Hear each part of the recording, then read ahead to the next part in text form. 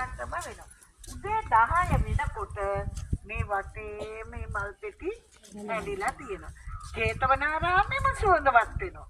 එහෙමනම් පින්නතුනේ සිදුවත් කුමරු මෙලවට බිහි වෙන මොහොතේදී මාමායා දේවිය මලින් පිරිච්ච සල්ගයේ අත්තක් ඇල්ලුවද කඩක් ඇල්ලුවද? අත්තක් ඇල්ලුවේ. අපේ රටේ තියෙන්නේ මැලේසියාවෙන් ගෙනල්ලා රෝපණය කරපු මැඩෝනා නැමැති සාල කුලේට සල්ගස්. මේ තමයි සිදුවත් කුමරු මෙලවට බිහි වෙන මොහොතේදී ලුම්බිනි සාල උයනේ තිබිච්ච සල්ගස්ගේ. මේකේ බීජය දන්නවද කොහොමද කියලා? අර අපේ රටේ නම් තියෙන විශාල දෙල්ගෙඩියක් වගේ. නේද?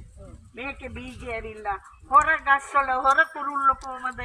අන්න ඒ වගේ තමයි මේ. තේරුණා? සුළඟට විසිරීලා යනවා. පින්නතුනි අන්න අර පැත්තට පුතේ චුට්ටක් මෙහෙට ඔය පැත්තට මූණලා